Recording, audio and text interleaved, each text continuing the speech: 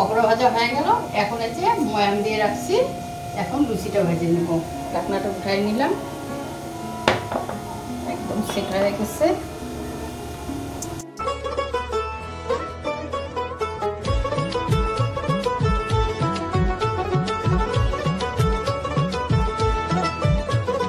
মা দুর্গার আগমনে উল্লাসে আলিঙ্গনে মহামারী মুছে যাবে আজ। ঢাকের পিঠে পড়লো কাঠি, পুজো হোক জমজমাটি, নতুন সাজে সেজেছে আকাশ।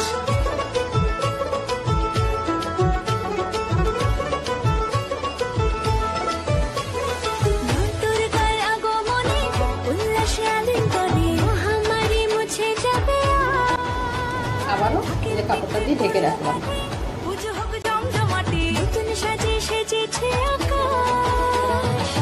সাজানো বরণডালা, আকাশে মেঘের ভেলা, চলছে ধনু জিনা।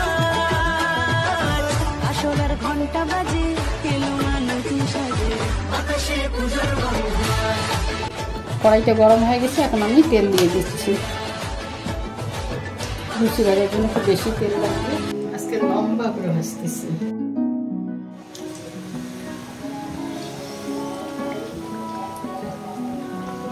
আজকে লুচিগুলো কিন্তু গোল হবে না, এরকম লম্বা লম্বা হবে। বেগুনের পাট ভাজা যেরকম ভাজে না, ওই রকম।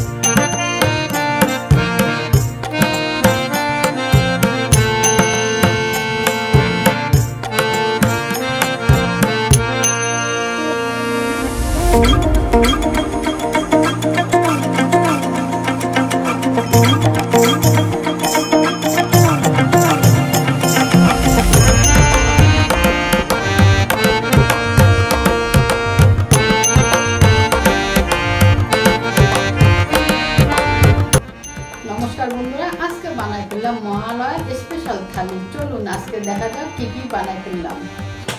এই যে লুচি, ফুলকপির পকোড়া, এই যে বেগুনের অক্টোপাস, এইরকম বেগুনের অক্টোপাস কে কে খেয়েছেন অবশ্যই কমেন্ট করে জানান। আর এই যে পটল ভাজা, আর মিষ্টি তো থাকবেই। আর এই যে বাঁধাকপি রান্না করছি, মটরশুঁটি টমেটো দিয়ে বাঁধাকপি রান্না করছি একদম মাখো মাখো করে। আর এই যে বুটের ডাল,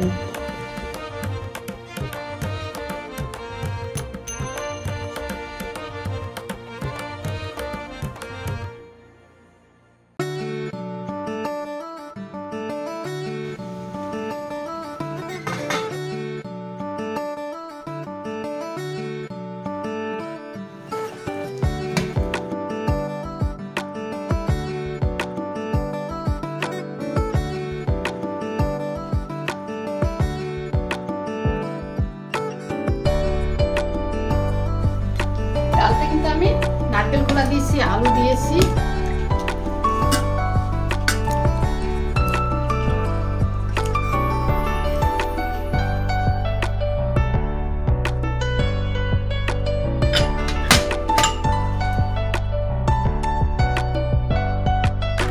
তৈরি করে ফেললাম মহালয়ার স্পেশাল থালি। আজকের রেসিপিটা কেমন লাগলো অবশ্যই কমেন্ট করে জানাবেন। ভালো লাগলে কিন্তু ভিডিও শেয়ার, কমেন্ট, সাবস্ক্রাইব।